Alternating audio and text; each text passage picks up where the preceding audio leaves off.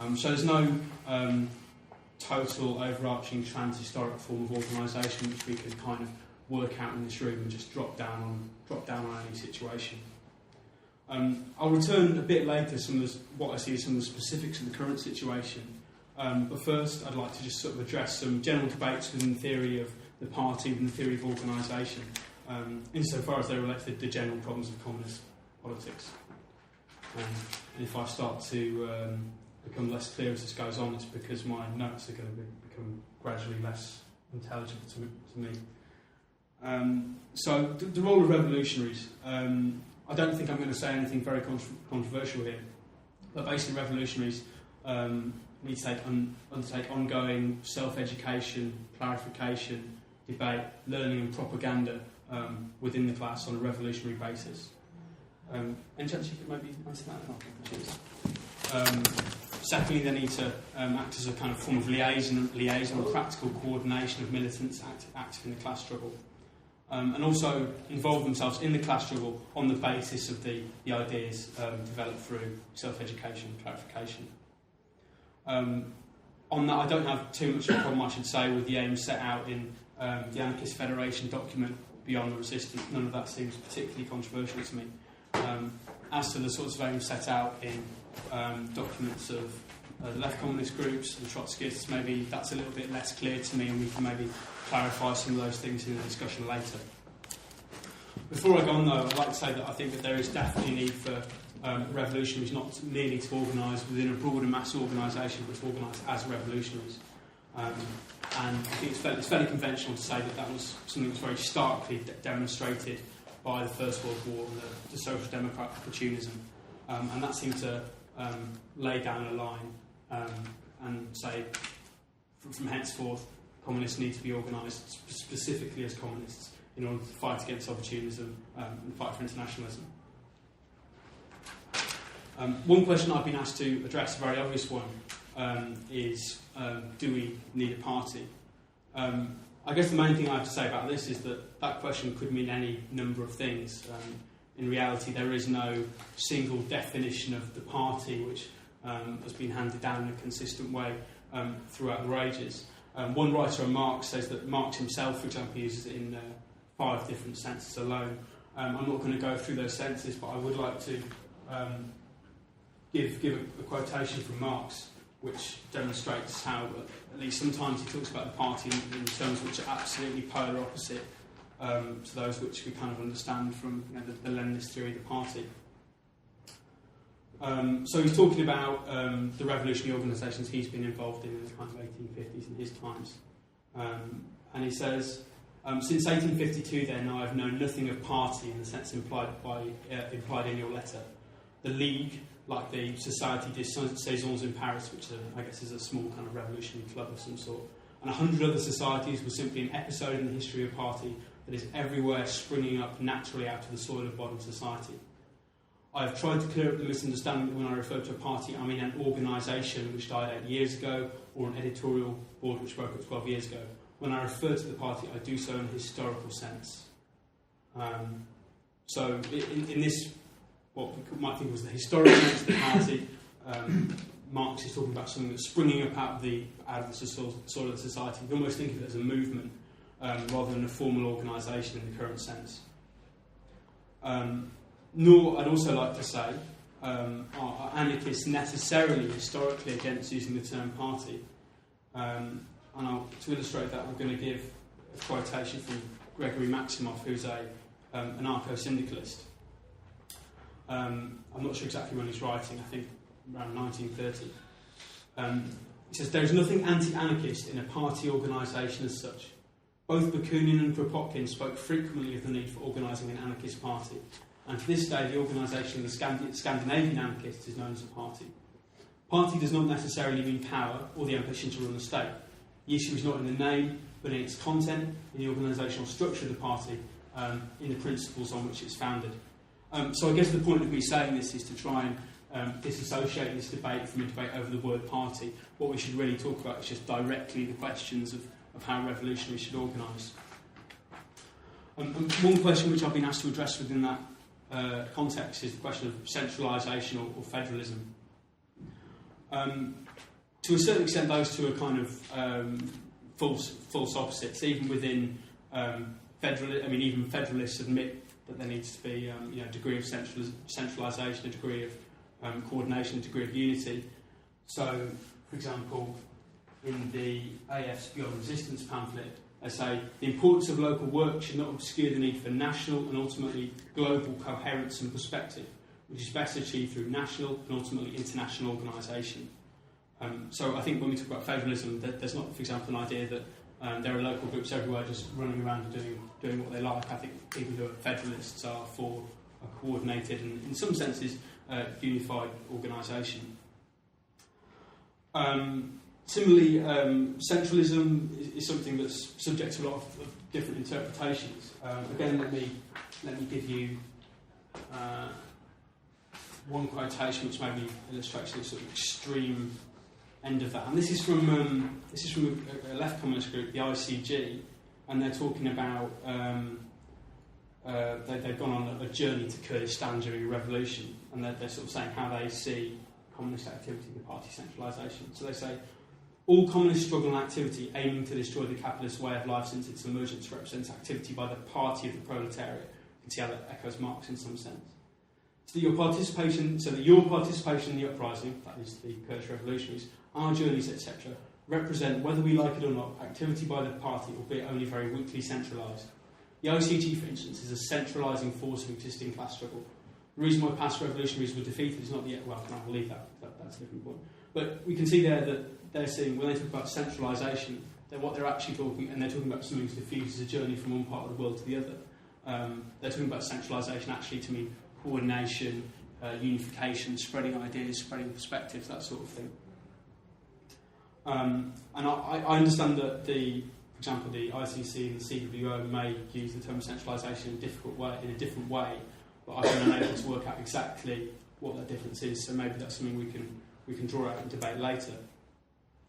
To me personally, if centralisation means anything, I think the ICG's use of the term centralisation is almost perverse. It seems to me like it seems to be a very odd word to use to describe what they're talking about.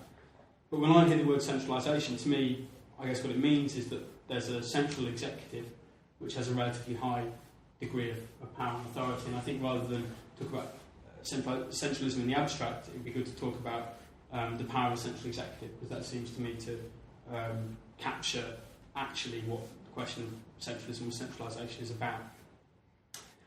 I'd like to give a brief critique of the Trotskyist model of centralism, and I'm going to do that. I'm going to quote from a couple of Trotskyist documents. So the AWL, this is just to give people a flavour of the sort of things that say.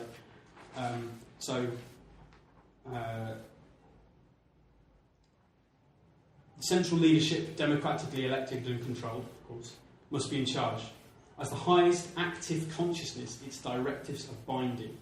To be effective, it must know exactly what resources it has and where. If not, it can't test its political line in practice. And I'm emphasising it there because it doesn't refer to the organisation. It there refers to the central leadership.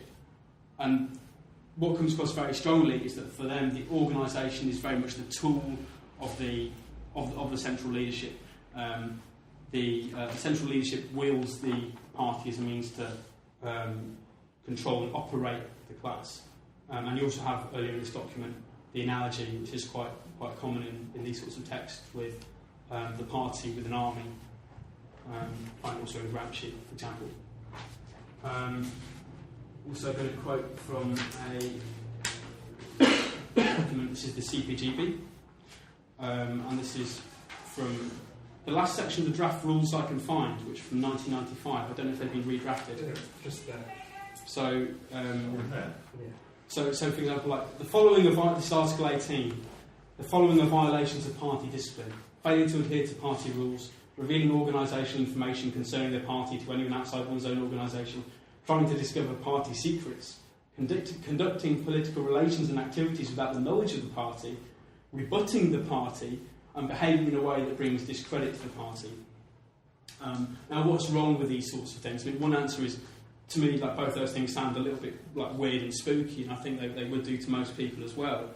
But I also think they express a fundamentally incorrect idea of how communists should organise.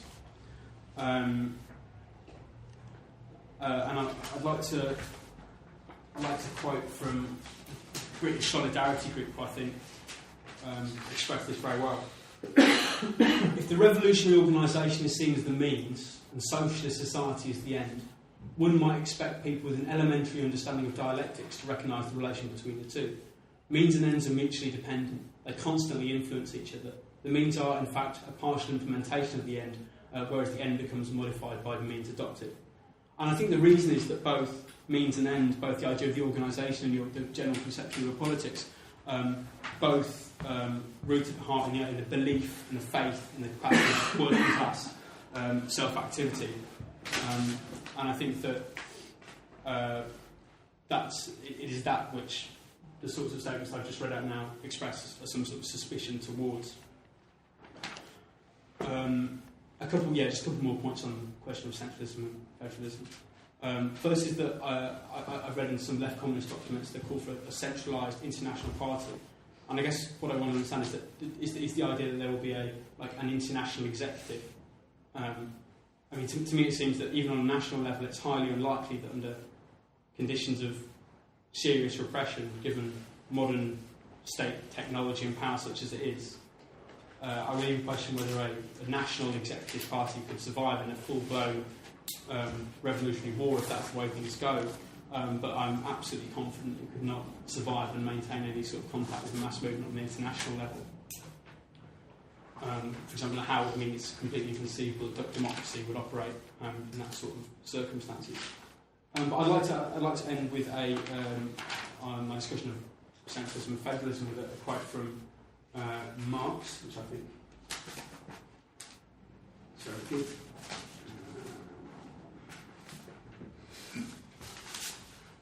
So he's being interviewed about the Paris Commune, and he says, and obviously, many of the bourgeois press are trying to say, look, the International has done this. Marx is this kind of puppet master sitting in London who's directing revolutionaries around the world. And he says, to talk of secret instruction from London is wholly to misconceive the nature of the International. This would imply a centralised form of government for the International, whereas the real form is designedly that which gives the greatest play to local energy and independence. In fact, the International is not properly a government for the working class at all. It is a bond of union rather than a controlling force. You can see Marx there arguing against relatively centralist ideas and in favour of relatively federalist ones which give a lot of play to local autonomy. I'd also like to talk about consciousness. Like within the kind of written debates over the party, this is like a kind of important category. How consciousness is understood has a big influence upon how you see the party, how you see organisation, how you see the role of revolutionaries. It's very conventional to say, and the first point a lot of people make is that there's an uneven consciousness across the class, right? So different parts of the class might be more advanced in terms of their class consciousness. And often the next stage of that argument is say, well, okay, given that, what we need to do is get those most advanced elements together. That's the vanguard. Build the party around that. But I think there are some other things about consciousness which actually negate that approach. First of all, that it's not only the case that the consciousness is uneven across the class, it's also uneven in each person. It's not the case that consciousness is a straight line. There are many different aspects to consciousness. Someone might have very strong consciousness in the idea of in the area of industrial militancy. They might have a stronger consciousness in the area of state, on gender questions, on any number of on internationalism, on any number of questions related to communist politics. So while I think we can see there are reasons why often those things develop together, also it's not necessarily the case that they do. Secondly, consciousness changes rapidly and dynamically. So the group that's most advanced at one moment might be the least advanced, or at any rate not the most advanced the next. So actually saying that we can pick up this group of workers as the vanguard and assume that tomorrow, next month, next year, 5 years' time they'll still be the vanguard, I think is inaccurate, and I think ignores how circumstances change rapidly, affect developing consciousness across the class. Therefore, because of those two things, there's a constant generation of new centres of consciousness, and you can see this in revolutionary upheavals, 1968, 1917. And so there's no reason to believe that merely because you have a party which organises one already very conscious section, that after a number of years, after a number of upheavals in class struggle, this party will still contain the most conscious elements. The conscious elements will have grown up outside it, grown up elsewhere.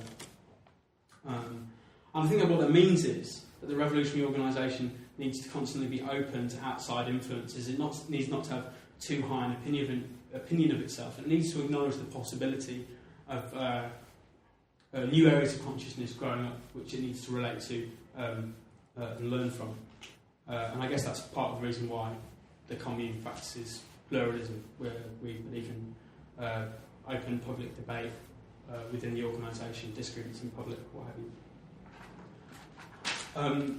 Before I finish, I'd just like to address some of the historical arguments relating to the party.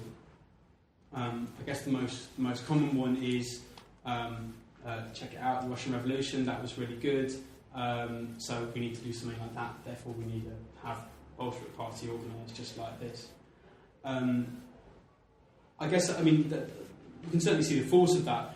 I think in some ways it's a false example insofar as it's used to argue for a very centralised, rigid form of party, and I think the Communist Bulletin Group document, which was on the reading, was a good illustration of in reality how diverse and conflicted the Bolshevik party was. According to Alexander Rabinovich, who writes on a lot of the Bolshevik party, for example, right through 1916, well into 1917, the Bolsheviks had an openly defensive, that's to say, pro-war faction, and they weren't expelled. That's just not the basis it worked on. Some people also conversely say, well, look, the fact that there was this sort of centralist party is also the reason why the Russian Revolution degenerated. I think I'd probably say it's not. It would be certainly crude to say that it was the cause. However, it also seems fair to see the Bolshevik Party as the prism and the expression of the way that the revolutionary Russian class degenerated through the state. And so I think that it's fair to talk about the party as part of that process. Also, there are examples, a number of them were given in the Solidarity document, which was on the reading list. I don't know if people read it. They talked in particularly about how the Paris Commune of 1871, in that case, the working class, through its spontaneous self-organisation, which involved a conscious revolutionary minority, smashed the state. They did so without a centralised, formal, disciplined, ideologically type leadership. And in that pamphlet they also talk about similar things happening in Hungary in 1956 and Hungary in 1919. I guess you could probably also talk about Portugal in 1974. In all of those cases, there was a revolutionary minority which was organised on some level and which was a vital part of that process. But it would be wrong to say that in any of those cases there was a comparable organisation to the Bolshevik Party. Yet in all of those cases, well, perhaps not in Portugal, they successfully smashed the state, at least within the local area. I also think that in terms of talking about the importance of the party historically, I think sometimes too much stress is put on it, and I think that the party appears as a rather formal solution to what is a historical problem. And I'm going to... So I've got an extract from a CWO article, actually, on the Congo. And so, people know what's going on in the Congo, right? There's been a war that's been going on for a decade. It's killed 4 million plus people. This is the sort of the injunction to workers in the Congo. Those workers who understand the need for reviving the class struggle and answering the appalling atrocities which the capitalist class is carrying out in the Congo with their own struggles need to organise themselves to do this. They need to build political organisations. They also need to contact communists in the metropolitan countries and helping the hard process of building an international party of the working class, which will be the key weapon in the overthrow of the Schlotten system. Cool. So, I mean, that seems to me to be a very extreme example of placing such stress on this idea of the party that it's sort of something that's being invoked in a very abstract way to people who are living in refugee camps and what have you. So I've been asked to sum up, so I'll just very quickly say, apart from all that, I think it's important that when we talk about how we practically organise here and now, we pay attention to people's real experiences of being in revolutionary organisations. I think it's something that's actually very little talked about. During the 60s and 70s, there was work done by socialist revolutionary feminists, and there's a book called Beyond the Fragments, which is very interesting on this, which talks about people's actual experiences of being inside revolutionary organisations, what it's like. And I think it would be good if there was more attention given to that sort of thing. Horror story. Yeah, well. Well, you can tell us all about your horror story later. Just a few things on why the Commune does what it does. I'm not going to give a big advocacy of the Commune, but I think some things that are important about the needs of the moment, which I said I'd speak about earlier. One is that I think that anarchism versus Marxism is no longer, if it has ever been, the crucial dividing issue. Yet all the existing organisations basically are arrayed upon these lines. I think that anyone who is on LibCon will be aware that there may be differences between people who are anarchists and people who are Marxists. There's also a massive area of overlap, and I think those areas of overlap are more important than the label as such, which actually gets in the way, I think, of real collaboration, unity, and joint theoretical development. I think also there's a suspicion toward the left that it's manipulative, that it's weird. There's also there's generally a low level of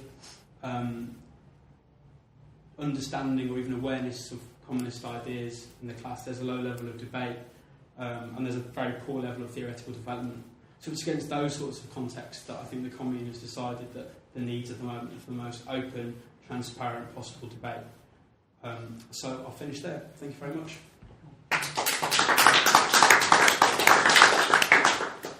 Thanks, Tom. We've got about 80 minutes, so hopefully people have got a few questions or comments that have come out of that. So just indicate to us if you want to say something. I would give preference to people who haven't come before or don't usually speak. Okay. I thought your talk was good, but I don't know whether you answered the question on what type of organisation. I mean, I was wondering because I know you're pushing some sort of unity thing going on with the Commune. I wonder if you could answer what type of organisation do the Commune or yourself see coming out of that. For me, I mean, going back to the practicalities of party organisation, I would defend democratic centralism as opposed to bureaucratic centralism practiced by the Socialist Works Party, the likes of the WRP and the Socialist Party and whatnot. But for me, that means openness, factions, tendencies, the ability to pose your alternative in front of the class in the press and central organ on the internet, public meetings.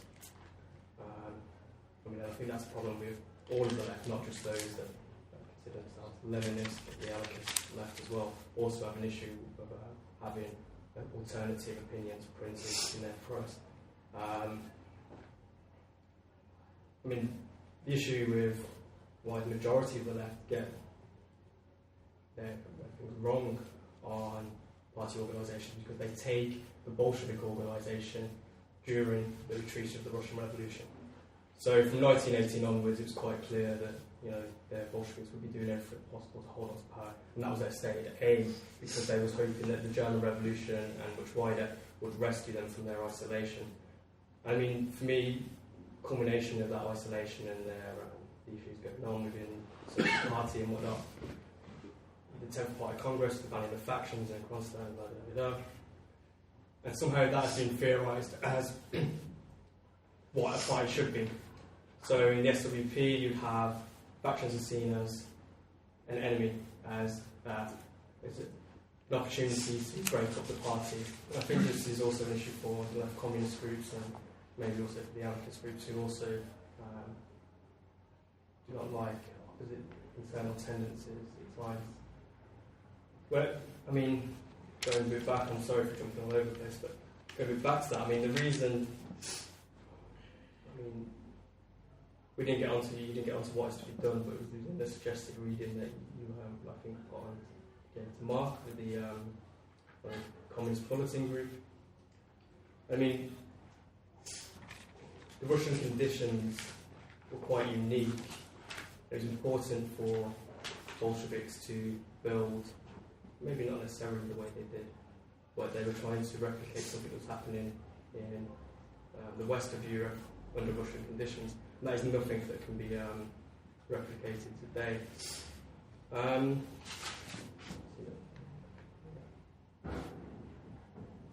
On organisation of revolutions, I just wonder, what does that mean for you?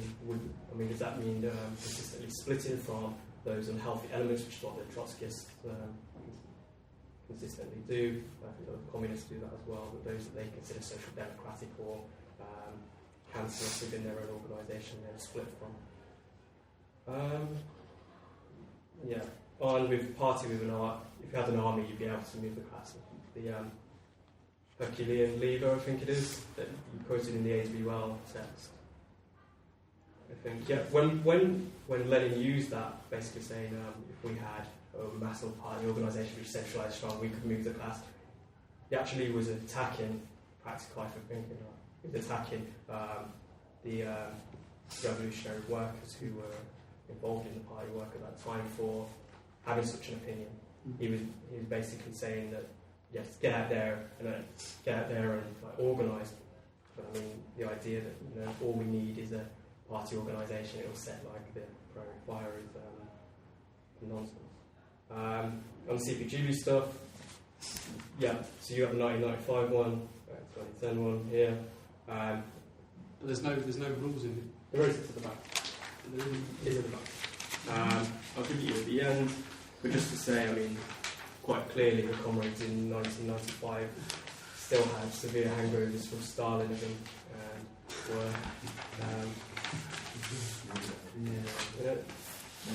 so I wouldn't defend the 1995 draft programme in its entirety, but I still think it was a considerable document. Okay. I just wanted to put Chris in mind that this is very, very short. Anarchist Federation's constitution explicitly allows factions, right? And it explicitly allows individuals the right to criticise and to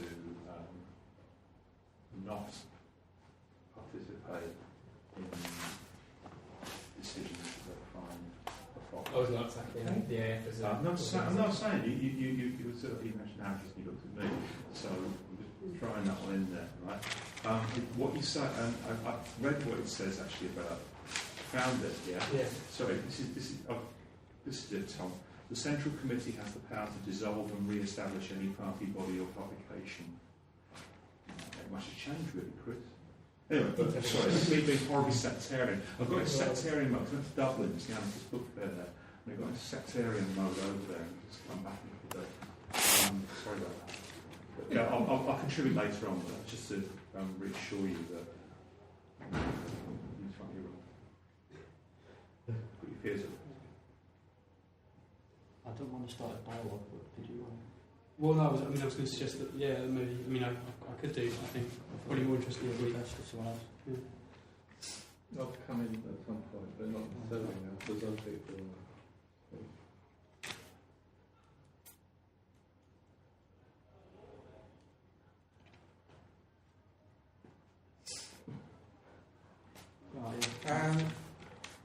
Well, I'd like to maybe have a discussion about the anarchist platform of 1926. I think it's a very interesting experience. It would be a lot of the anarchists who'd been through the experience of the degeneration and defeat of the Russian Revolution came to the conclusion that one of the reasons why that took place is that those who were against that process had not been organised, not been centralised, and that they had no coherent set of principles around which they could unify. I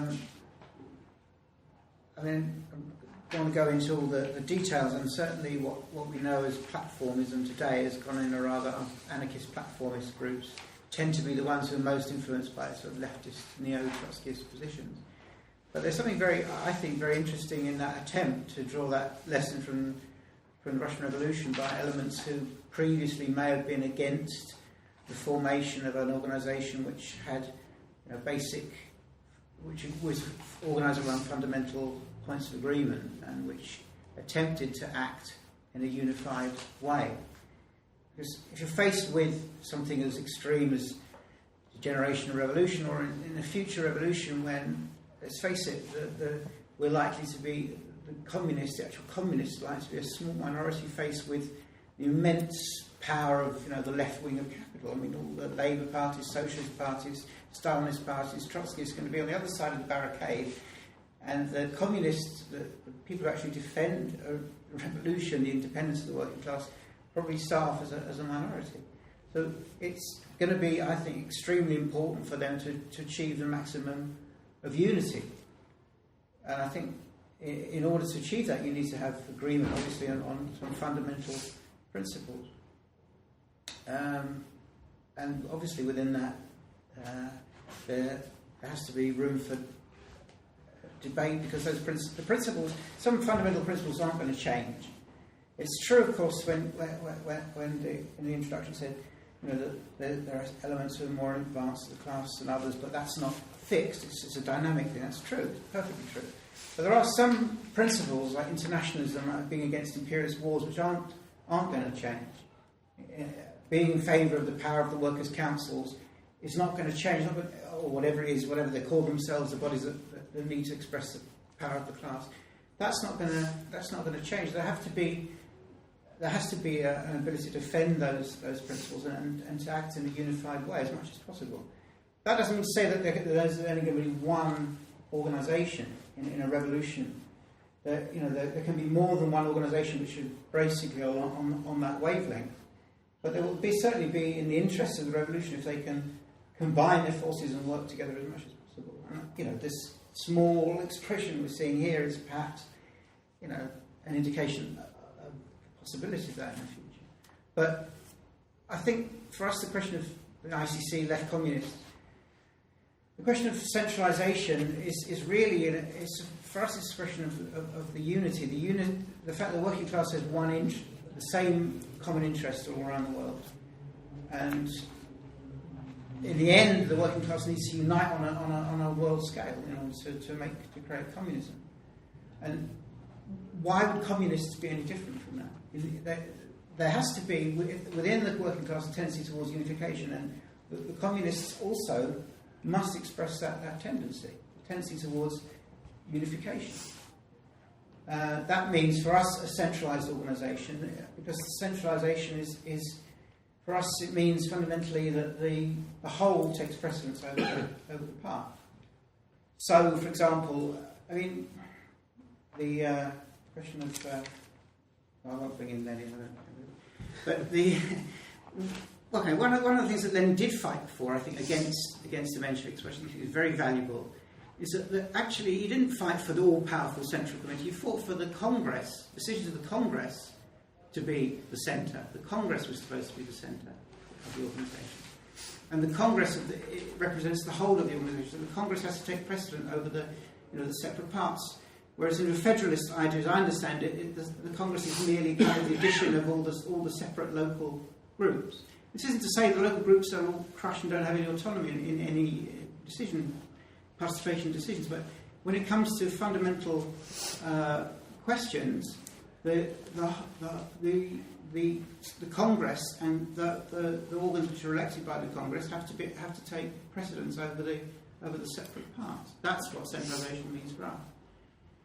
So obviously we can debate that, but it's not a question of the centralisation equals the all-powerful Central Committee. That's not the issue. The issue is the whole and the parts, and the whole has to take precedence over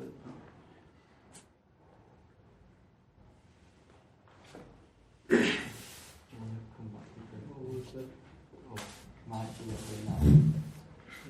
too many things to think about really, but just to say one thing about this is that, I mean, we're not living, I mean, the big thing is we're not living in either 1917 or 1918 in Germany, or even more importantly, the era that led up to that in terms of the development of political ideas. You know, and I think the speaker was most important in stressing that our concept of organisation really depends, or to a large extent, on how we understand the possibility of working class consciousness and then communist consciousness developing. And what is pretty clear is that in the social democratic movement, I'm not talking about, though I think there are parallels in the anarchist movement, but certainly in the social democratic movement, the ideas which Kautsky and Lenin in turn also expressed was that of consciousness being introduced into the working class movement from an external class altogether, the intelligentsia, let alone anything else. So that concept was ingrained in the social democratic movement in both its reformist and its revolutionary wings, as expressed by both Kautsky and Lenin. I mean, Lenin did not disavow that element of Kautsky's thinking.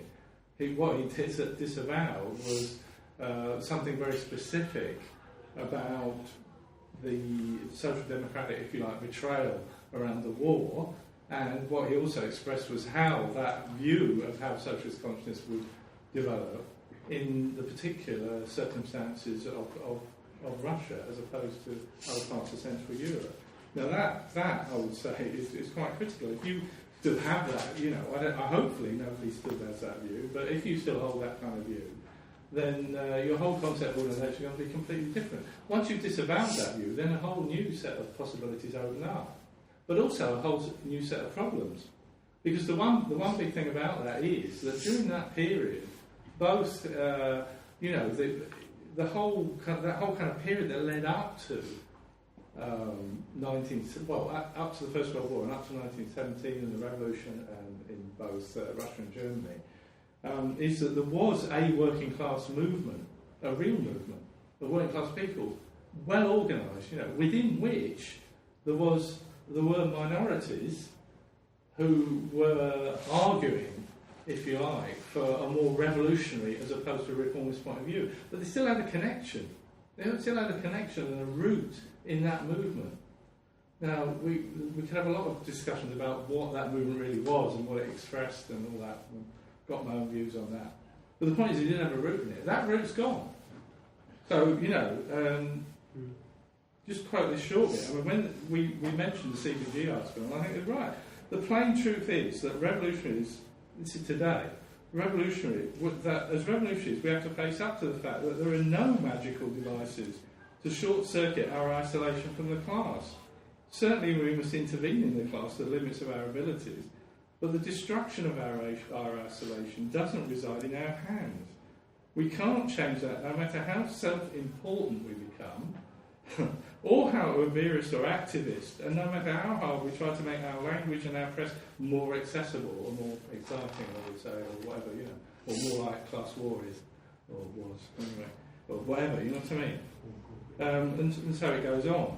And I mean, and that is an important point, because from that, I think the other view you expressed, which I think came from the RGC, but is something that was rooted originally in sort of Bordiga's view of the party, which is, and I quote from this other pamphlet which I recommended, which was about Bordiga and Pannekoek's view of the party, and they talk about the material party, and this is what you mean. In other words, the party not being this one organisation that is with this central sort of control, but being the accumulation of the most radical elements of the movement at any given moment. And they talk about, which they call the material party. So they say the material party is a collection of small leading groups, the radical minorities. The movement that defines a class also necessitates a party, but that party may exist materially, but not formally. In other words, that is, the political movement of the class is not necessarily grouped in a particular formal organisation called a party, with membership cards, aims and principles and an internal bulletin. The party may exist as a more diffuse movement, perhaps of several groups, or none of whom may be called parties. You know, what you were saying, like the word party is a bit of an unnecessary fixation, frankly. Or it may consist of factions of such groups, or of informal connections amongst individuals who are not members of any group. So on and so forth. It is clear that this standpoint is far removed from Kautsky's and Lenin's, that socialist consciousness can only be brought to the workers from without, which it clearly is. But it also reflects the fact that we're not in the same situation as we were then, that we're a lot of very small minorities in different situations, hanging on, for the most part, and I agree with the speaker there, to outdated notions of what the divisions are. You know, in other words, we're still fighting the battles of yesterday instead of fighting the battles of today or tomorrow.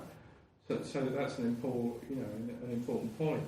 So the only thing I would agree with, perhaps, is that if we're going to, the use of the term centralisation is, I think, unfortunate, because I would agree unification is a better word, because the fact that we recognise the reality of the situation, which is we have got a lot of different groups now, and we may in the future all still be a lot of different groups, that doesn't mean we shouldn't search for as much unity as we can achieve at any given moment. As long as we don't think that in the changed historical circumstances, you know, our various minorities can somehow ever form the one party that's going to direct the revolution, because that is a nonsense. Because not only did the Bolsheviks not direct it anyway in reality, and that's often used, that's just rubbish. They didn't do it, didn't direct it. They took critical decisions at critical time to have an influence. But, you know, so, and in the change circumstances we got now, this will not happen. And then the only other thing is, well, what are our objectives? Our objectives are, the other thing to say is, objectives are communism in the long term. So for a start, groups that don't have that objective, and there are a lot of groups around that don't, and one of them, in my opinion, is the CPGB, so just to hit the sectarian note. I don't think they are a communist group at all, actually, but that's another matter, because I don't think they're combined with all these other principles. But, so that is the objective. But even if you have that objective, that doesn't solve anything, does it? Because you're not going to make the revolution on your own. Working class must make the revolution. And it doesn't,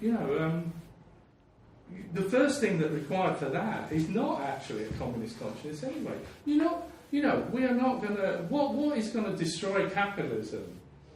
Well, there are a number of things, but it's a mixture, isn't it, of the inevitable tendencies of a competitive, value-based system, or almost automatic, inherent in the system. And the relation between that and the class struggle, like we've got now. If everybody gives in to this, what's going on now, the crisis that's appeared now, everybody gives on to it, they'll struggle against it, then the capitalism will solve it. There'll be no problem. It'll solve it. It'll solve it on our backs, on dead bodies and the rest, But if we fight against it, it'll create a new situation. But it won't solve capitalism problem. It'll just create a new crisis from which there is a possibility of a new arising. It's only in that situation that any of these communist minorities are going to have an influence anyway. We're not going to create that situation. We can't create it. We can play our part wherever we work or do. We do our bit, but we're not going to create it, are we? So there are two different things to do, and one of them is a kind of future thing in some ways, and the other one is what we can do in our immediate situation to bring that crisis to a head. Bob? I think that you're right to bring up the Kautsky Lenin ideal of consciousness coming from without, because it's precisely the misunderstanding that you expressed of that quote that governs the way that a lot of people organise today, i.e. workers can't understand socialism, we have to drive them to it, we have to control them from the central committee and pull them into revolution. But I think that isn't what Kautsky and Lenin were expressing.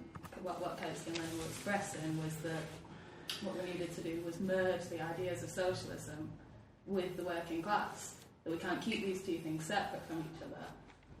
It was an attack on trade unionism, trade union consciousness is okay for the working class, we can leave them to it, we can have our ideas in our little group, and the working class can be contented with trade union consciousness.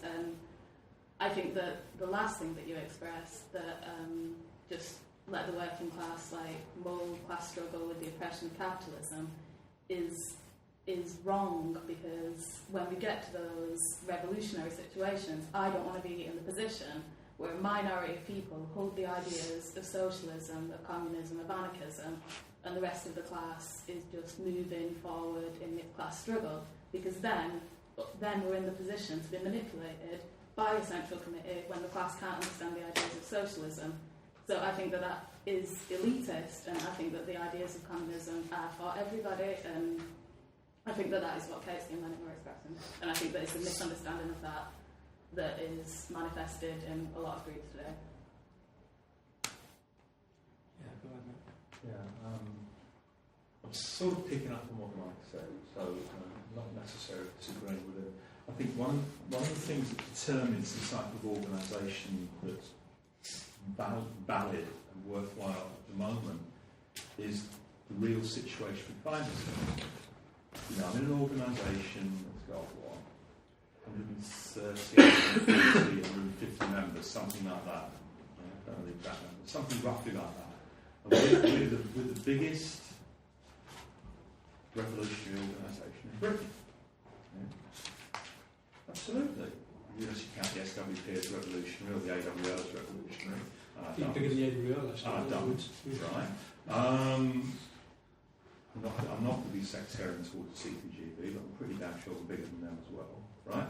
But the fact is that even with that's nothing. Without the membership, that is nothing. That membership, right?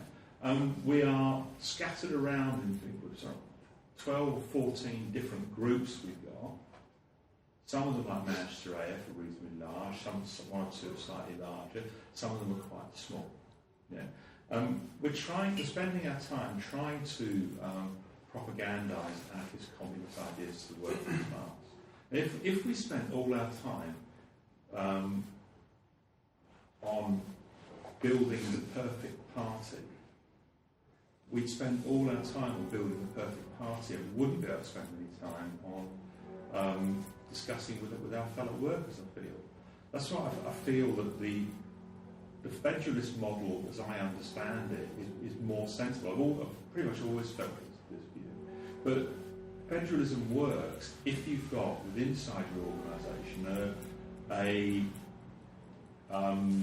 culture of discussion that aims for some kind of theoretical unity in the organisation, and a tactical unity as well. I'm not meaning in terms of like the organisation decides collectively on the 25th of June everybody will do this, but there's a culture or a politics within the organisation that leads to a common style of organising. You might be involved in many different campaigns around the country, but it should basically have a common style and a common approach to it. Yeah? But I can't see that we can do anything else unless we want to spend more time on building the organs of the party than on actual practical work. Yeah? And the actual practical work we do is hard enough. Yeah? So on that basis, I'm against having highly rigid, centralised structures.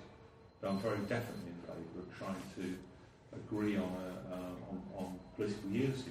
The recent pamphlets that we've done, nationalism and the introduction of anarchist communism we brought out, reflect discussions within the organisation and reflect the unity within the organisation. I don't suppose that anyone would agree, apart from Jim, who wrote one, would agree with 100% of it necessarily, that it's up to nuances they might not agree completely with, but they represent a collective viewpoint.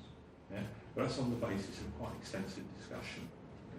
And we do that within a federal structure, and that leaves us time to get on with doing practical propaganda and solidarity work.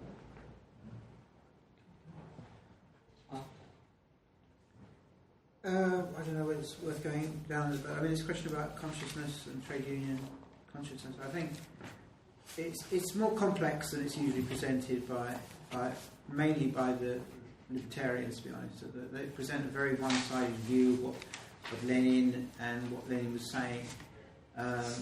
It's true, Lenin has to be understood in its context, what is to be done. It was a polemic against the economists, people who wanted to not politicise the class struggle and so on.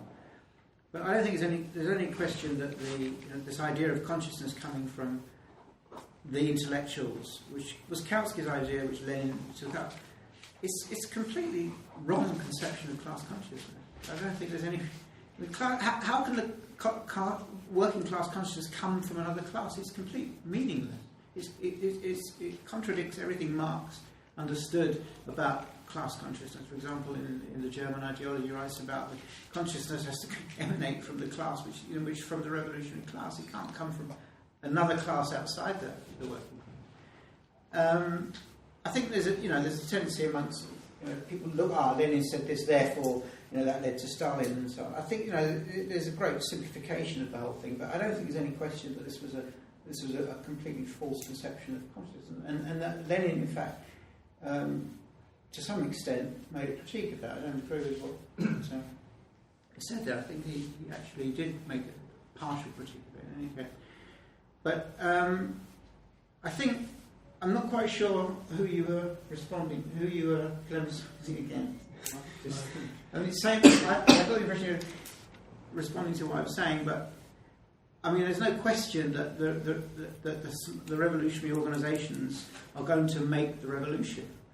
They're not going to make the revolution, whether they're a large party or a small groups that exist today. They're not going to make the revolution. Revolution comes from the whole immense sort of subterranean maturation of the whole international working class, mass movements, mass strikes, whatever. I mean, that's a huge global phenomenon. We can't possibly create that. The question we're asking is what given the existence of class struggle and a serious class struggle where the working class is really posed against the capitalist state, what are revolutionaries? What is their role? And as I brought in the example of the platformists, the first platforms, because I think it was salutary, because they came to the conclusion that if we are fragmented and divided, then we're not going to be able to fight against the bourgeoisie and the bourgeoisie recuperation of the revolution. I think that really is the key question. Because there'll be, Hungary was mentioned, Portugal was mentioned. The fact is that the workers didn't smash the bourgeois state in Hungary. And they were confused by nationalism, and they were confused by democracy, and they thought, they went in their practice, they went much further than their consciousness. And there were no communists, I understand it, in that situation, because of the whole, it was in the depths of the counter-revolution. Now there are a few communists in Hungary, but at that time there were no communists in Hungary that I'm aware of, and very few around the world, in fact. So that was an expression of an immense weakness of the working class. It showed the power of the working class to create workers' councils, take up arms, fight the Russian army, and so on. But they didn't smash the bourgeois state. There's no point sort of doing a what if there had been, because obviously there was historic circumstances which made the fact there weren't communists there. And similarly in Poland in 1980, the working class made immense strides. They organised themselves in strike committees across the whole country. And, objectively, they could have taken power, but in their consciousness, they were nowhere near taking power. But I think the necessity in a comparable situation, but in a more advanced state of the class struggle, the necessity for communists to be there and to be working, to be putting forward a fairly unified position, because everything is going to, all the forces of the bourgeoisie inside the councils or the strike committees, whatever they're called, are going to be arrayed against them. The communists have some degree of unity on the basically what has to be done if we are going to smash the bourgeois state. But that's. I don't think that's projecting into 1970. I'm talking about situations which we can understand because they're more recent, which we can at least extrapolate from those sorts of situations into the future. I think I agree with Bob a lot in this terms of federalism versus centralism. For me, unity doesn't have to come through false or kind of rigid, do this, or if not, you're out country, just the principle of solidarity. Just if you're in an organisation, show solidarity with your fellow members by not actively working against the statutes, the decisions of that organisation. If you don't agree with it, fine, voice your opinion, and you can, tell everyone it's a load of shit. And but as long as you're actually working against it, fine, you can't be kicked out. I think the discussions about when the revolution comes, and revolutionary situations like '56 and Poland in the '80s, people are talking about like parties. That's when their importance, that's when they come into play. But we might anarcho-syndicalist cap on now. Before the revolution, surely there's a lot of work that needs to be done then. People need to be prepared for the revolution, or ideas, and the whole culture of resistance has to be bred and brought up throughout the working class. I mean, to quote Berkman, a lack of understanding and of preparation means certain defeats either at the hands of reaction or by experimental theories of would-be political party theories. So if you look at, I know it's a bit of an exceptional circumstance, but Spain from the beginning of the 20th century up to the 30s, it was a lot of hard work. That revolution didn't come from nowhere. There's groups like the CNT and other revolutionary groups put out papers, pamphlets, held meetings, just to instill this culture of resistance, this idea of anarchism, this idea of freedom into the heads of the working class, and also, of course, due to Spain's economic situation, the peasantry. And it paid off in '36 when it wasn't the leading lights of the CNT who were charging into the factories, taking them over. It was the workers by themselves. If anything, they caught the CNT by surprise. So, I think can't focus on when it comes. Has to be, 30, 40, 50, who knows how many years before the revolution actually starts. Jim, Yeah, well, firstly, apologies for missing most of the introduction, so I'm right to say something that's already been covered or something amazingly stupid that's already been addressed by the speaker.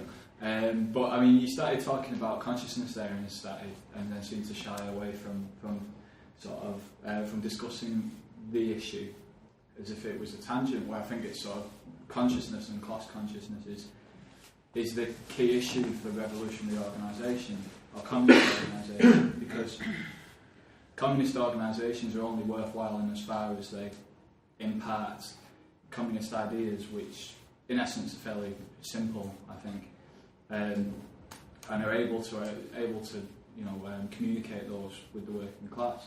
Now, I do agree with the substance of what Mike was saying about the fact that we do live in a specific historical period, which is completely different to the historical period which produced the sort of set piece, a lot of the set piece battles that contemporary revolutionary organisations or pro-revolutionary organisations look back at to draw their lessons from, and that's just a fact. And we do live in a situation where pro-revolutionary organisations exist in extreme isolation from the rest of the working class, and it's an incredibly unhealthy situation which has sort of led to the general sort of stagnant atmosphere that a lot of left politics conducts itself in, where you have various tiny groups setting out their stalls in the bazaar of left-wing ideas. So we do have to recognise the position we are actually starting from, and the direction we want to organise towards and what our aims are. And I think that, touching on similar ground to what Chris was saying, our ideas are only meaningful and only really worthwhile, ultimately, as much fun and as edifying as discussing communist theory might be, and as much as we all enjoy it, they're only meaningful in as far as they have influence in the class struggle. And for that, we need to be able to demonstrate the relevance of our ideas to people's everyday lives and everyday experiences. And it's an area, certainly, where I think most pro-revolutionary organisations, be they anarchists or Marxists, fail, because they are tied into this mindset of basically selling the organisation, this mindset of them being one organisation in this tiny bazaar of competing groups. I think what's needed is certainly the strive towards unification, but the striving towards unification on the basis of joint practical activity, And there have been steps towards this recently, which I think are really worthwhile. So, for instance, in London, you've got the London Education Workers Group, where you've got people who are members of different organisations organising both as workers in the education sector, but also on the fact that they have a shared political understanding. And I think, I said that communist politics at their core are quite straightforward, and they're basically a core set of principles which I think there really should be. The only obstacles to joint organisation on those terms are the sort of terminological problems which we create for ourselves by planting our flags in different wings of the historical workers movement, which is, for most intents and purposes in this country, dead. What we need to look towards is organising practically as workers and as communists, on those grounds. So yeah, the issue of consciousness is, should be absolutely central to, and raising consciousness central to what we do. But we have to understand that we're only going to be able to do that by demonstrating the basic validity of ideas to people's everyday experiences. Chris? Yeah. Okay. So I'd just like to reiterate what Kat said about Kautsky and Lenin. Kautsky or Lenin did not argue that the intelligentsia were the ones to be bringing in socialist politics into the workers' movement. Quite the opposite. They actually argued that it was the socialists organised within inside what was then the Social Democratic Party, the Communist Party, who would be bringing in the ideas of socialism and winning workers to the programme of socialism. It's not about tricking the workers into this, or that they're incapable of understanding anything more than trade union politics. It's actually to move them away from that narrow framework which is being put forward today by trade union bureaucrats, social democratic organisations, and even organisations like the SWP, which combine and struggle to economic demands, combine and struggle not to areas which are not the workplace. And I think that's a misreading of Kautsky and Lenin on that. I think Mike has a similar understanding of Kautsky and Lenin's from without phrase. It's the same as the SWP, which is a shame, but I mean, what's going on there? And yeah, about theoretical unity. Does theoretical unity mean that when you present your organs, that, like your papers and everything, that not your kidney,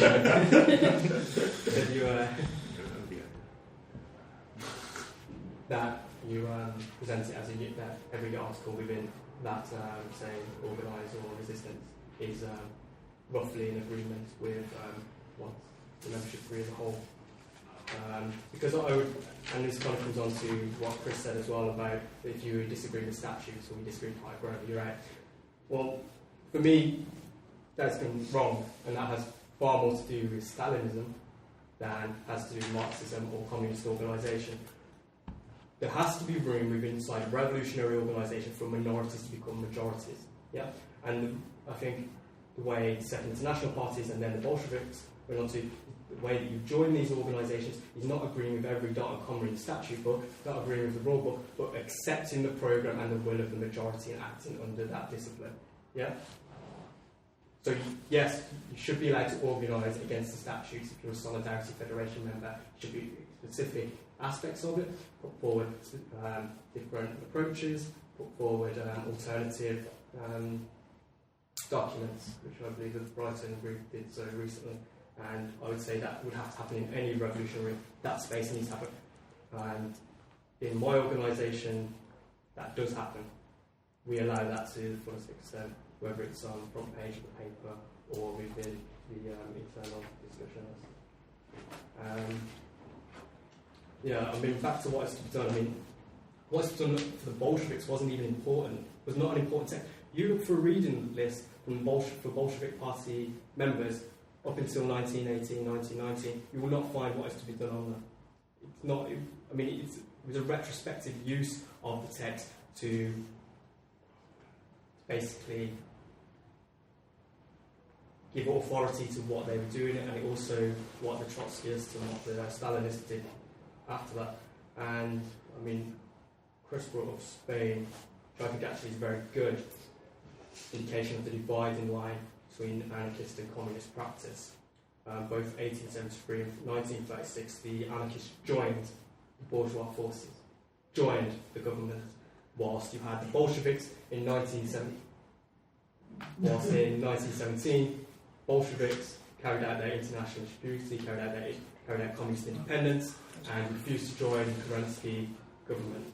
And I mean, for all the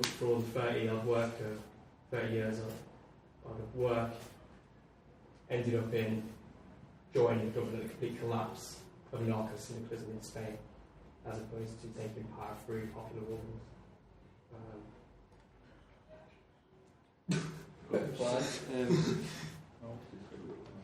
No, I'll go on to Tom. I'm happy to have someone have a direct response if they're feeling they're burning one person either. Easy. Official representative of anarcho-syndicalism. Broadly speaking, articles in resistance, broadly speaking, reflect the views of the organisation. Articles are organised, as it states on the inside front cover, do not necessarily represent the views of the organisation. In fact, the latest one contains an article which is clearly an attempt to develop the views of the organisation, therefore does not reflect the views of the organisation. It never pretended that the whole thing does do that. Yeah. But we're not very well expressing ourselves. And same with direct action, says the front cover. They don't represent the views of the South Federation. But if we have more members and more people writing, then we might have more controversial articles, but such is the inertia. But anyway, when it comes to Spain 36, Garcia Oliver did join the government and has been much derided for it by anarcho-syndicalists ever since. The point I was making was about workers actually caught the CNT leadership, want a better way, by surprise because of the work of the CNT, ordinary CNT members, not just the big names, Durruti, Escasso, various other people. It was ordinary working class people who took those messages to heart, and they're the real heroes of that revolution. When it comes to Solidarity Federation, when I say we're actively working against our statutes, I mean things like becoming a full-time trade union bureaucrat, becoming an officer in a political party which is now against the statutes. I mean, finding God, which I remember infamously did once. Where did you find it? In the Anglo-Catholic Church of all.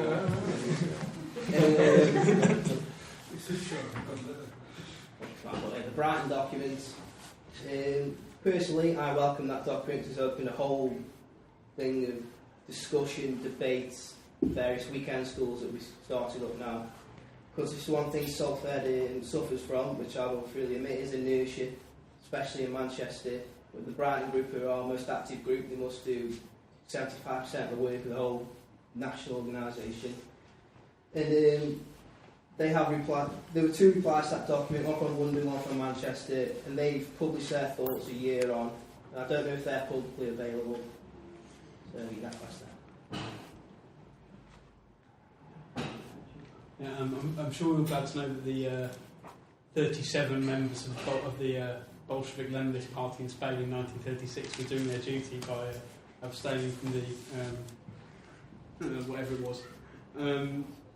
I think in any case, obviously it doesn't. It was like how many members of the group were there? There were fewer than 60 members. It obviously doesn't describe the dividing line. I mean, I'm not particularly an anarchist, but whatever. It doesn't describe the dividing line between anarchism and Marxism, because there were groups like Friends of Durruti who were anarchists who took an absolutely correct view.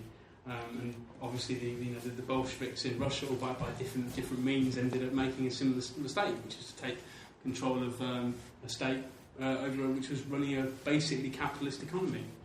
Anyway, in terms of what's been said about what is to be done, I think it's probably not that useful to go off on one about it, because it's a textual debate, it's a debate translation. I think the reason the CPGB are on a hobby horse about it at the moment is because I think it provides a route to kind of retrain the kind of the apostolic, to reclaim the apostolic succession, kind of Marx, Engels, Lenin, Trotsky, and what have you, and say, oh, don't worry, it's all really all right. But I think it's not merely a matter of, it's not merely about looking at that particular quote. I mean, as I recall, I could be wrong, I'm pretty sure that Lenin himself repudiated what is to be done later and said that the conceptions contained any were crude. And also, that it's quite sufficient to criticise the practice of Lenin and the Bolsheviks. We don't need to kind of get hung up on what is to be done. I just don't think it's a particularly useful train of argument. I thought what was one thing that was interesting is that when Bob was talking about centralism, I thought it was actually, considering we're talking about organisation, posed in quite a vague way. He said that centralisation is an expression of the unity of the working class. But surely if we're talking about organisation, this is the organisation debate, we should be talking about concepts that refer to specific, or fairly specific organisational forms.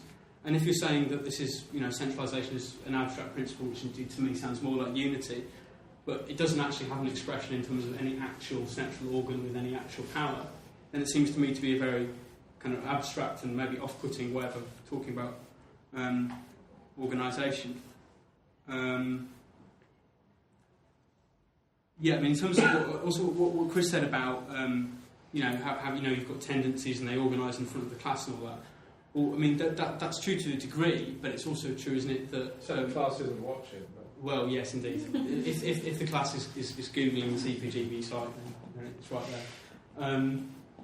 But it's also true, isn't it, that within the standard practice of the standard formulation for kind of Leninist and Trotskyist organisations is that it's okay to disagree with the majority line until there is a definite action underway. And when there is a definite action underway, and that, for example, could be like calling for a vote for respect, right? So, whilst in the kind of run-up to the pre-election period, people who didn't, within the CPGB, who didn't agree with the vote for respect, could argue against it and even publish an article in the paper about it. But then when election time campaign, all bets are off, and you can no longer argue against the quote-unquote definite action.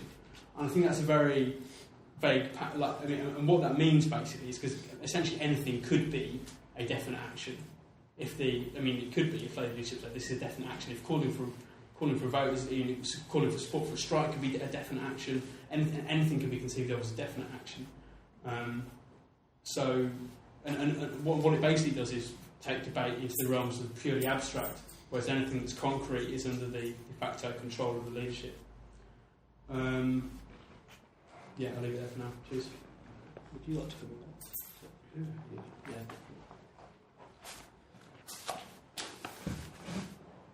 Yeah, I sort of picking up on the discussion. I'm from the Trotskyist tradition. I was in the WLP for well over 10 years and I'm active in the opposition movement within Unison trade union. It seems to me that I was in a party that was chock-a-block with intellectuals, and the one thing it didn't do was initiate any kind of class consciousness within the rank and file of that particular organisation.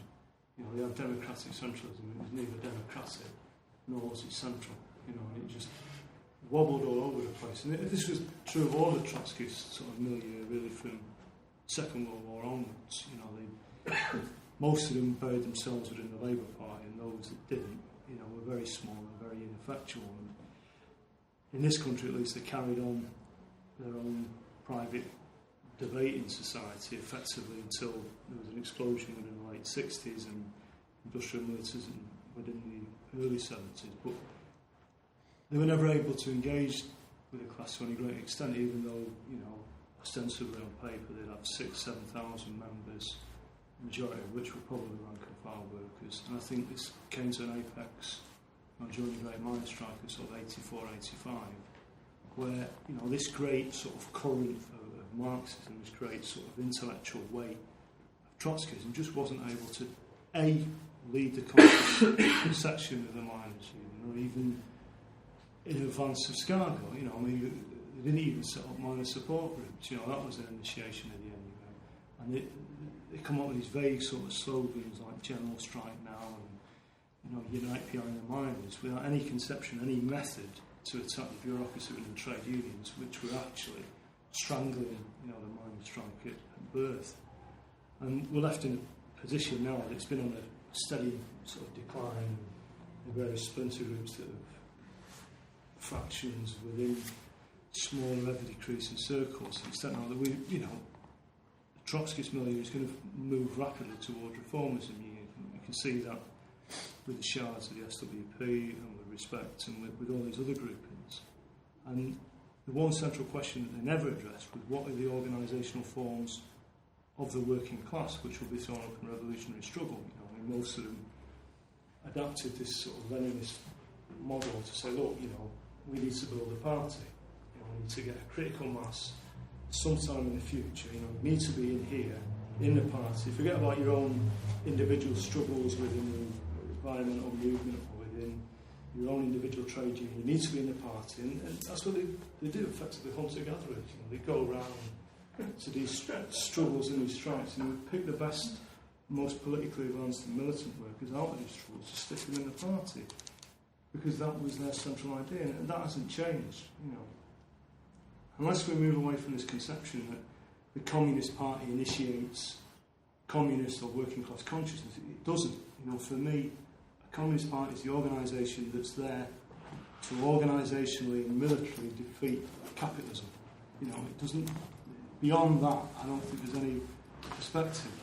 What it should do, though, in the depths of those struggles, when these organisations that will initiate communism, whether they be Soviets or workers' councils, it's only after that period where these organisations have come to power that we will really be able to initiate a mass or communist consciousness. And unless, whatever they call themselves, unless working class parties have as their core sort of programme power to these individual organisations that organically spring up within the working class, then we will get nowhere. Our demands and our slogans, our programmes will be absolutely meaningless. And this is something that all the traditional left is just simply ignored. But I don't think it's enough simply to say it's all power to the Soviets. What's needed now more than ever is a sort of hypothetical or theoretical modelling of what these workers' councils will actually do.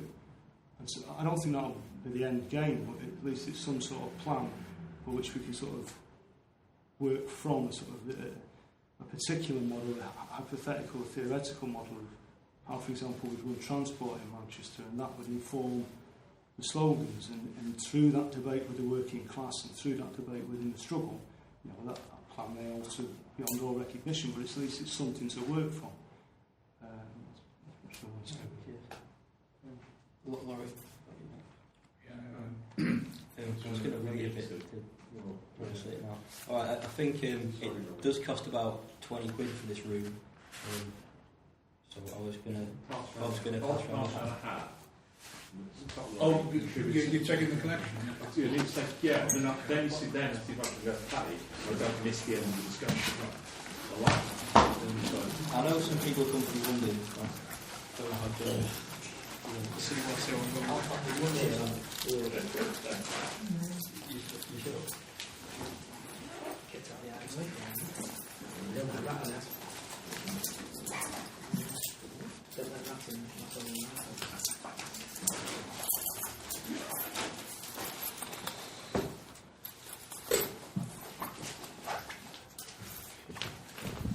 Matt, are you still on money from the last? Not paid at Boston.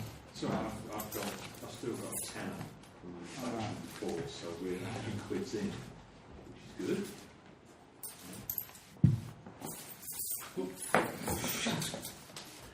There goes the great central party, dropping the money. There you go. Out, what are your feet? What are your feet? There you go, 50p here. I was never the treasurer.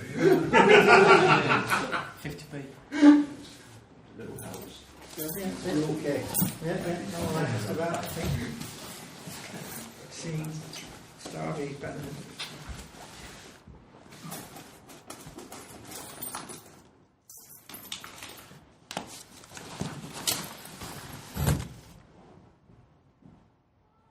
Right, yeah, I don't think we have to wait for No, I'm not looking for more. I agree with the last speaker. I think it was an important point that he was making. It's a question of... It's a question, somebody said it was a question of revolutionary consciousness. It really is a question of revolutionary consciousness, which obviously has a practical and a struggle-based basis. It's quite obvious. At this point in time, it's really difficult for us to understand how the working class, internationally, can actually make the revolution. We're only a very small... Everybody's been emphasising, particularly the smallness of the revolutionary minorities that exist, whether they're anarchist communists or left communists or whatever. But I think one important point I want to actually make a critique of is that while this is true, that what we have to emphasise is the role of organisation amongst the working class.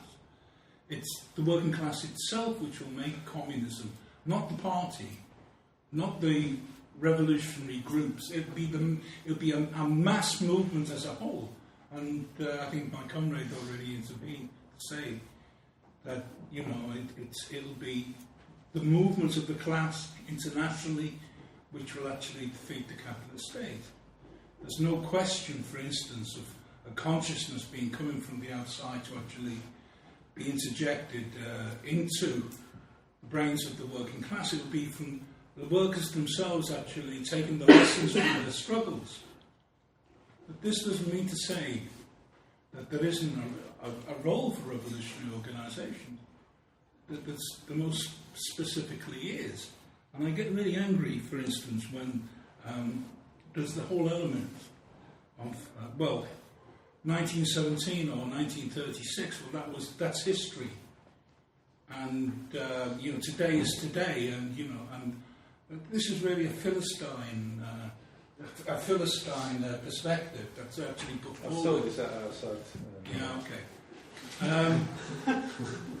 It is a Philistine perspective because what's actually happening is that there's people are saying that Lenin equals Kautsky, for instance, not understanding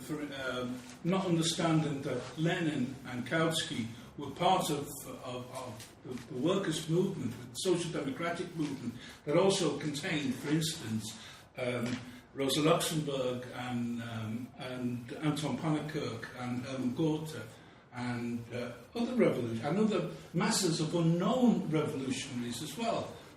So the point is to actually learn from that as well, is to actually learn from history.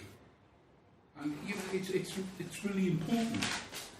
And one of the problems is that there's a whole modernist conception that we have to really dump the social democratic movement absolutely in the bin, because the whole social democratic model is completely outdated and whatever.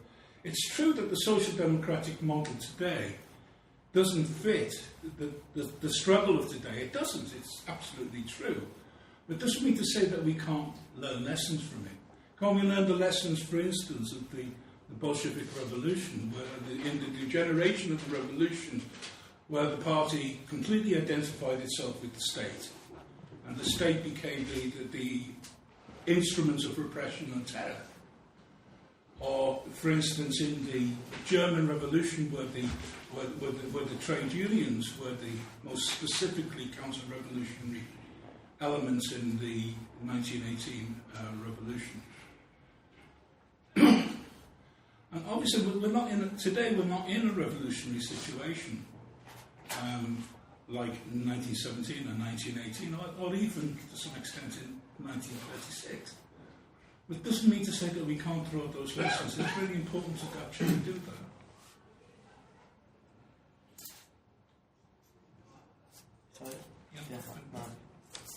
Yeah, just by the way, I'm not politicising this anyway. I'm just trying to sort my own ideas out as much as anybody else's, So I might pick on one or two things that people might self-identify with, but it's not because I'm politicising against them.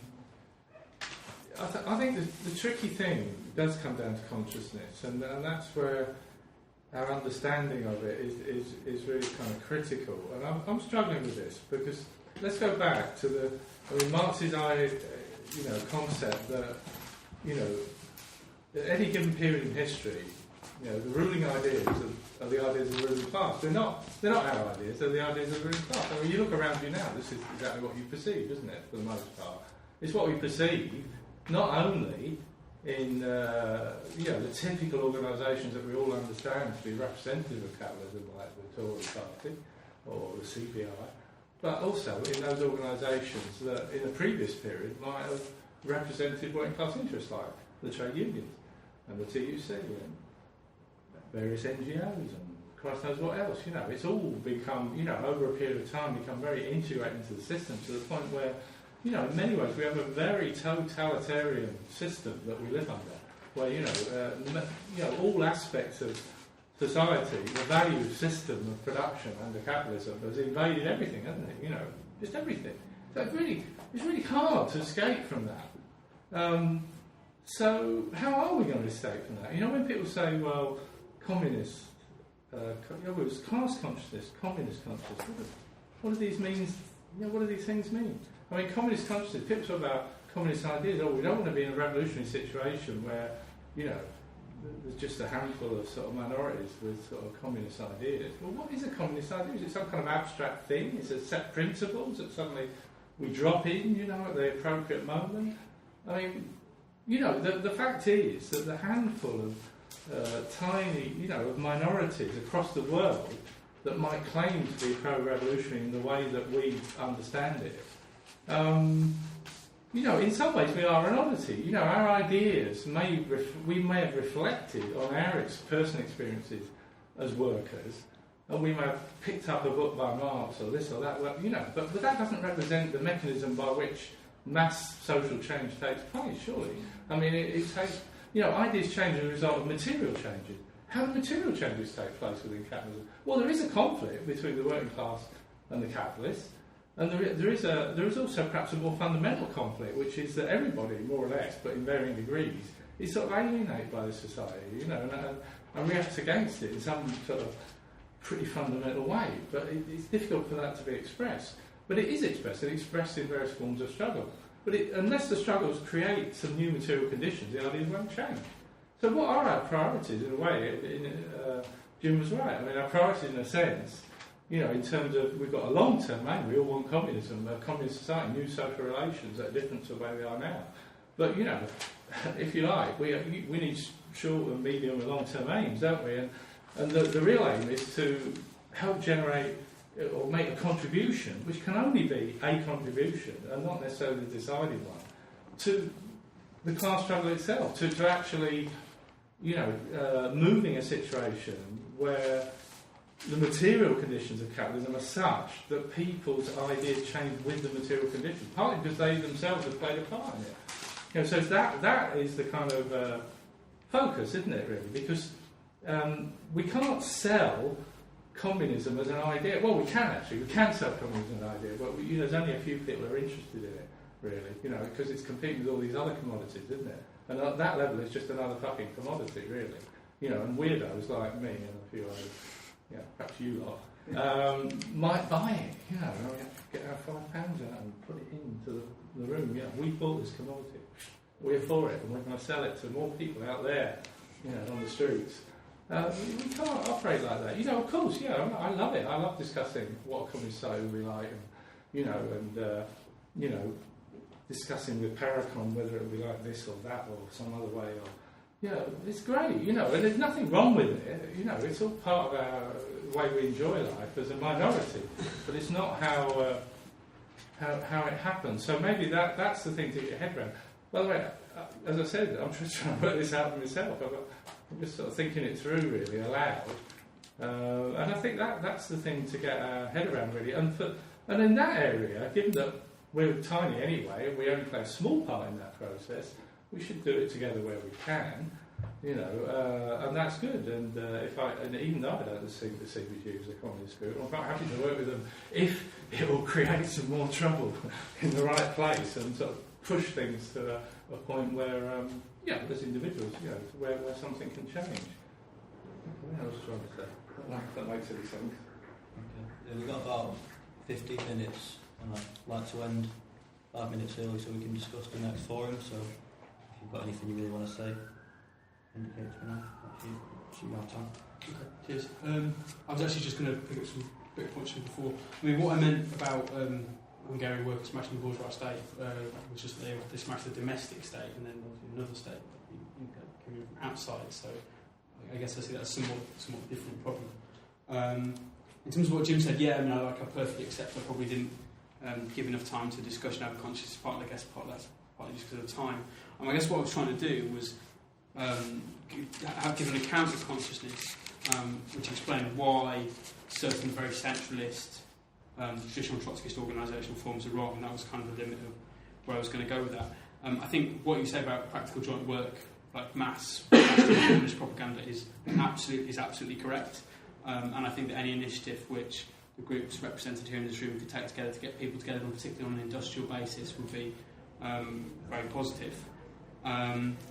However, I don't think by itself it's enough. If you went back to the 70s, there were many, rank and file groups, and those didn't, generate unity.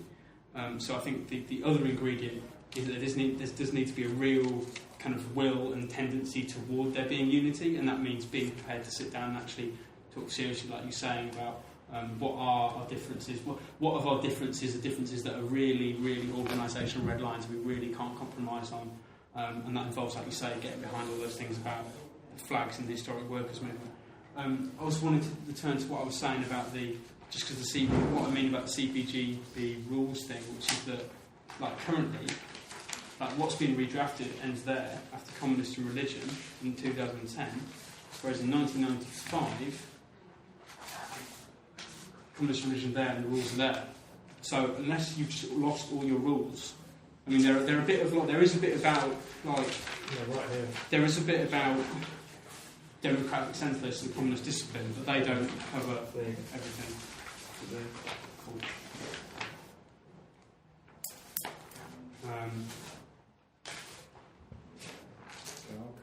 Yeah, that's what I was going to say. Cheers. I've got it for free, or that's the trick to use. It is free, isn't it? Yeah, sure. Just bureaucracy. The collection was £35.85. The room was £21. So we've got £14.85 plus the tenner from the last time I was here, which makes £24.85. Maybe I'll put that on the forum that everyone knows about. It's in the Bank of Bob, right? But don't worry, I'm paid quite well, so it's not going to get lost. I've also, we can't have a Thursday in a month's time. We can have Wednesday the 7th of July. We might discuss that in a minute.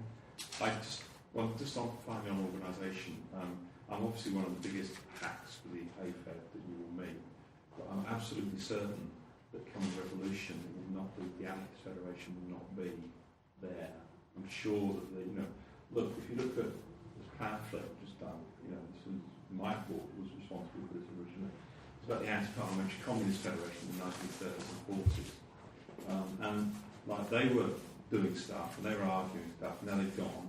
And now other people are arguing stuff and doing stuff.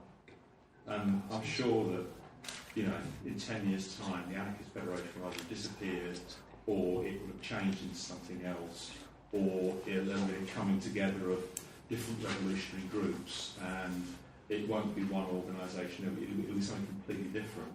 And I think that's what we've got to aspire to, our groups being something completely different from what they are today. I have no interest in being in a group that is a small group, as the Anarchist Federation. I have a huge interest in finding points of unity and working with comrades and other organisations and building up what you call, wasn't it, historic party, isn't that what it's called? Yes, what you call material party. Huge interest in doing that. I'm sure that along the way that the organisation I'm in, I'll end up in something else from not dead, and people like Jim will end up in something else when I'm dead. Hopefully, unless the revolutions occur before, seems unlikely. So I'm not, AFED's okay, but there's always something better. Yeah, there's always something better, and something better, there's always something better than something better. Yeah. And Chris? Okay, okay, so back on definite action and communist discipline. Well, yes, if you get a group of comrades together and you're coming towards an election and you decide your outcome to election, it's rather odd then to go out and go against that action in practice. Yeah, you can argue against it publicly, argue against it in the press, that's fine, but you know, if you get together and there's 30 of you, whether it's Commune, AF or CPGB, and you say, we're going to back this strike, this will be our perspective for the strike, and there's 2, 3, 4 comrades that say, actually maybe we should do something different. Like, you have a vote on that, yeah? That's why we have democratic organisations. So I would defend that. You have to have communist discipline when you intervene in struggles. But that does not negate like the democratic rights that you have in those organisations. Back to the comrades from the OCC on consciousness. I don't buy the stuff that workers will just come to these conclusions automatically. I mean, what I wonder is, where would you get the idea for Soviets from? Where would you get the idea of socialist production and a centrally planned economy? Where do these come from?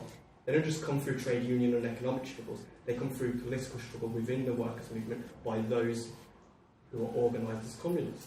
And on your point on 36, 37, you said that you should learn things from history. We did actually say what you learned from those experiences. And what I was pointing out is there was a misunderstanding on the part of the anarcho-syndicalists of the role of the state, and where the Bolsheviks won a majority of the workers to their programme and maintained class independence, the anarcho-syndicalists collapsed in front of the revolution. They have something to learn by that, and the differences in the way they organise, the way they approach political struggle. And that leads on to another thing as well. I mean, you're saying quite a few comrades have said, we'll always be a minority, communist ideas will always be a minority. Well, it's just simply never going to be a revolution, is there? Yeah? We do have to win the majority of people within society to socialist ideas, to socialist revolution. Without that, you're just not going to get your Soviets, you're not going to get your mass strikes, political mass strikes. We're going to be stuck in dead-end trade unionism, small isolated sects, which litter the left today. We have the task of communists is to win working class, to win the working class to the revolutionary programme, to Marxism, and that has a practical implication as well, because by winning the class to those ideas, whether you're in the Anarchist Federation or the CPGB, means that they can go forward in struggle and take themselves these councils, Soviets, whatever you wish to call them. Yeah, I have listened to the discussion we had at the beginning on the separation of anarchists and Marxists and later on centrists. That I don't think that there's a lot of ambiguity on our approach to centralism versus centralism, because if you look at AF, for an example, we produce publications and they are produced centrally. They're produced by editorial groups, so but then that you wouldn't perceive that as the way a federation would work either. So it's not quite and dry like that. But to come back to some of the other points, I do think there is a tendency with anarchists and others, a one-sidedness towards consciousness and how revolution would happen, that there's somehow sort of explosion theory of revolution that can just emerge from bigger and bigger economic struggles. That I do feel that, to me, communist revolution has to be a conscious political action. It is not something like you see, like that's just like the example we have in Greece at the moment, is where there is the theory of this you have this explosion theory in another form of where on the streets more and more, as well as the you have these strikes, the important strikes occurring as well, but you also have this sense amongst anarchists there that this sort of explosion, that bigger and bigger clashes with the state authorities will somehow progress in some direction towards something, which I think is ridiculous. That's why, one side I think, is why an organisation of revolution is important. It's important so that you can be having these political discussions so that PR, as well as economic struggles around pay and stuff, is important, and that is what we intend to intervene before in the rail strike with tea break and stuff, but that there's also need to the political aspect as well, because that is the example of Spain as well, that economic power alone is not enough. It is the struggle for political power to smash the capitalist state and so on, which is ultimately the only way our class can come to power. And Cheers, man. Yeah, sure, I have to be quick. Well, I agree. I mean, the question of Greece is very important because it's not something for the future, something that's happening now. There's a huge weakness. You have thousands of anarchists in Greece, and the contribution they're making to the development of class consciousness seems very limited. I mean, we've pointed out in the current WR there's a very important debate going on about this problem of violence and class violence, which I think is really important because some people are really trying to draw the lessons from some of the kind of attitudes towards violence that have been expressed by some of the anarchist groups. You know, just the way to oppose the domination of the CP and so on is to smash banks and burn banks, and we've seen where that can lead. And there's been a real reflection going on, but you know there does seem to be a serious absence of any kind of there are a few small groups like the TPTG, for example, seems to be a communist group which has a certain degree of clarity, but they seem very small and isolated. And yet you've got immense social tension in Greece. And yet, there's a real role, it seems to me, for a political organisation, revolutionary organisation, to really act on the conscious within the working class in general, but also within this, milieu of anarchists and so on, which seems incredibly, from what I can see, I don't know a lot about it, it seems incredibly mixed up and confused in the way it's approaching what's going on. So, there's a practical example of where there's a need for a political organisation. I agree entirely with what Ron said. I'd like to just point out that the ICC has produced an international leaflet which we want to distribute as widely as possible in Europe, focused on Greece, but about the austerity attacks. I'll pass it around. If you have the opportunity and the desire to distribute it, even give it to a few workmates or whatever, please do so, hand it round and so on. The wider distribution, the better. As also, we're organising a couple of meetings on Greece, one in Birmingham next week, June the 12th, and one in London on the 3rd of July.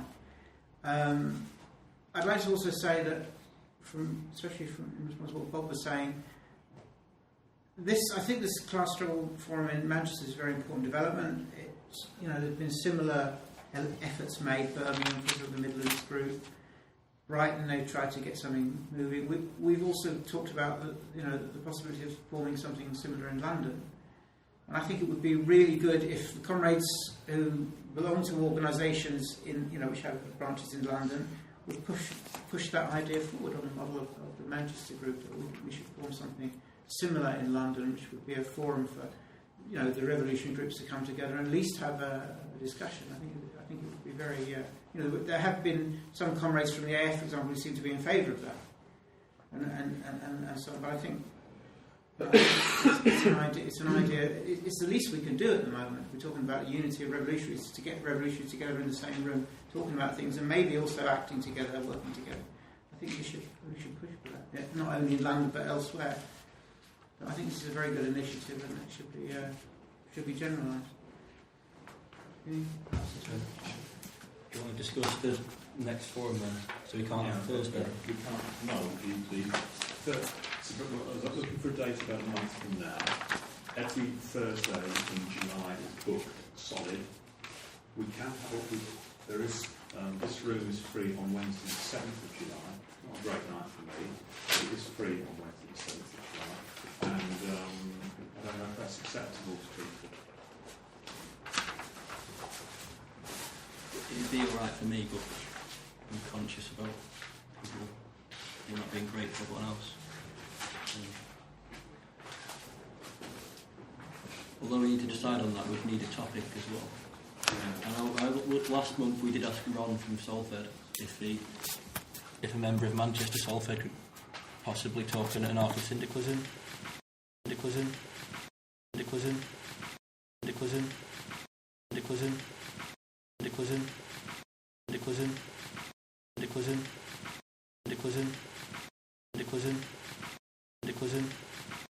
Antagonism